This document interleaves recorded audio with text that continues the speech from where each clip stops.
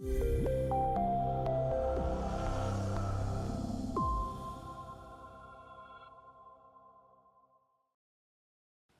back to our next presentation of the Geological Sha'am Tatakwa. Today I'm delighted to have Joshua Park with us. I interviewed Joshua some years ago. He was interested in the very strange herbal manuscript, the Huangdi Neijing, kind of a mythical thing. We had a great conversation about that. And this past spring, I noticed that he had been posting on Facebook. He's been talking about Saam Acupuncture. He's been investigating that lately as well. We also had a conversation on geological. And, you know, it's funny in some ways because of that conversation, the sources that he'd been inspired by, the thoughts that he had about it, the ways that he'd been using it, in some ways it gave the seed. It planted a seed for the Chautauqua. It got me thinking, wow, there's so many aspects of Saam that I don't know about. And so here we are today. I am thoroughly delighted to have him. We're going to kick this thing off. Joshua Park, welcome. Thank you so much, Michael. It's such an honor to be here. You know, I have learned so much from the previous Chautauqua presentations, and you know, so many of the people that presented are people that I have learned some from, either directly in the sense of taking their courses, or indirectly in the sense of reading their books. So it's really just such a huge honor for me to be here. So to all of you, hello. I'm Joshua Park. I've been practicing Saam acupuncture for gosh, probably since around 2019. You know, really, it was that conversation with you, Michael, that inspired me to look more deeply into that system. You know, and I've kind of just gone down that rabbit hole ever since.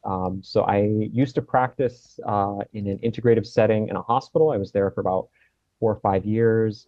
You know, and it's interesting because my training up until that point had been more focused in some ways on herbal medicine than acupuncture, but being in an integrative setting, you know, Western medicine is a lot more comfortable with acupuncture than it is with herbs. And so it kind of forced me to shift my focus more towards acupuncture. I started trying out different acupuncture systems. And what I discovered was that for me, the system that worked the best for me, got me the most powerful and consistent results with patients with Saam acupuncture. And so that's been kind of my Saam journey as a clinician. I would say I draw equally from the work of Toby Daly as well as the work of some other teachers like H.B. Kim, the writings of Dr. Chong Chu, you know, people who have sort of trained in the Kim Hong Kyung tradition. I would say my approach to Saam draws equally on both of those traditions. And so,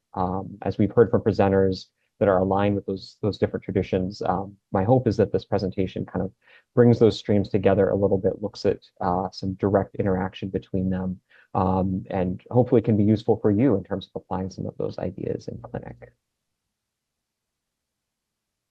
All right, well, let's get directly into the presentation.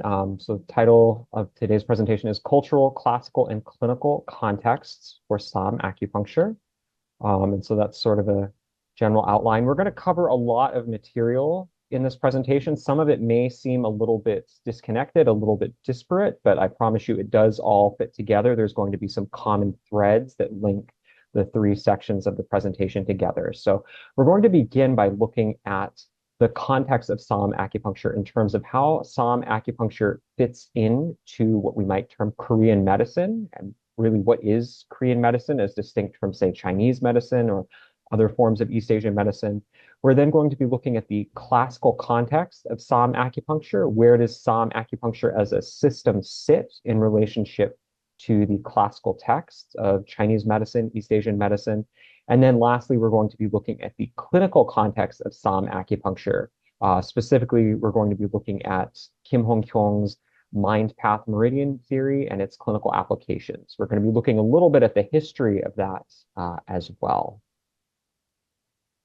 All right, so we're going to begin with this history of Korean medicine. And whenever we're looking at something like Korean medicine, we have to ask sort of, what is it? How does it relate to Chinese medicine? Well, obviously, there's a lot of things in common, and there's some key differences as well. So, of course, Korean medicine has the same source text as Chinese medicine, things like the Neijing, the Nanjing, the Shang Han Lun. Obviously, it therefore shares the same theoretical framework, thinking in terms of yin and yang, five phases, six qi, and of course, the same sort of philosophical or spiritual vocabulary of Taoism, Confucianism, Buddhism, shaping its view of these concepts. So a lot of similarities, but there's a different emphasis. And I would say the different emphasis that we see in Korean medicine, of course, is based on a different cultural and historical experience than China.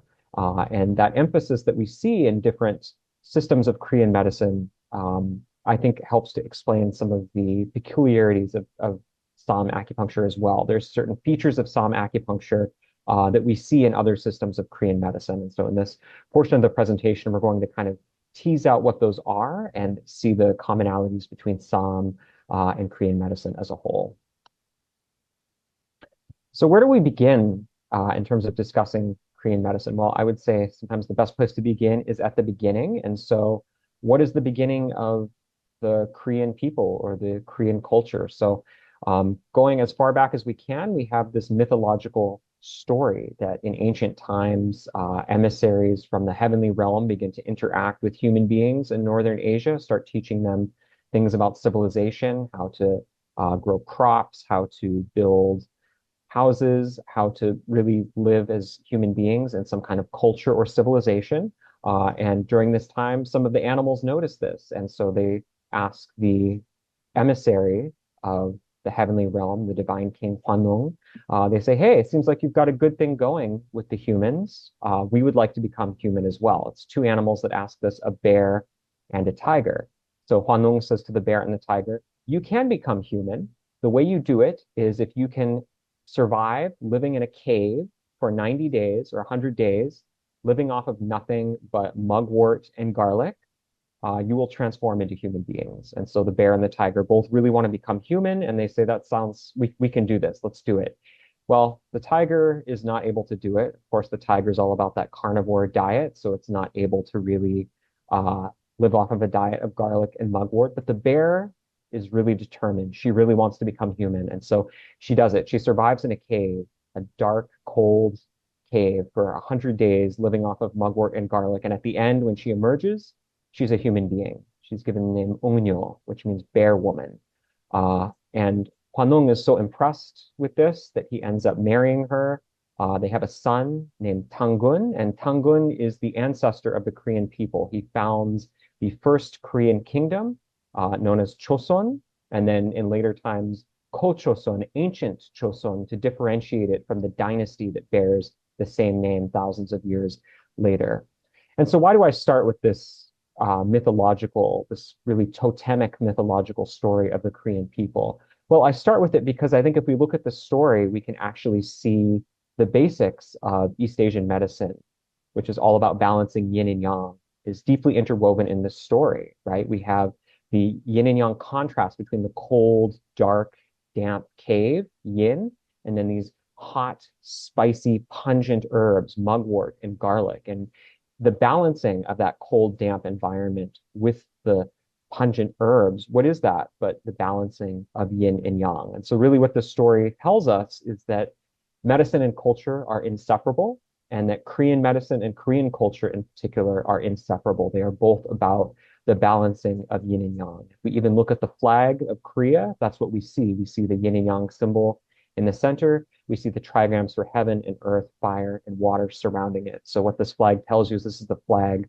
of the people whose culture is about balancing yin and yang. And of course, that's the basis of Saam acupuncture as well.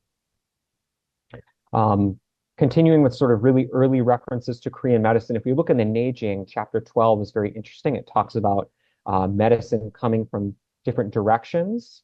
We could say in some ways, perhaps this chapter is speaking metaphorically or using this concept of different countries or lands surrounding China as a way of exploring the five phases. But there's reference to the region of the East, which from the perspective of China is going to be Korea. An old name for Korea is Dongguk, Eastern country.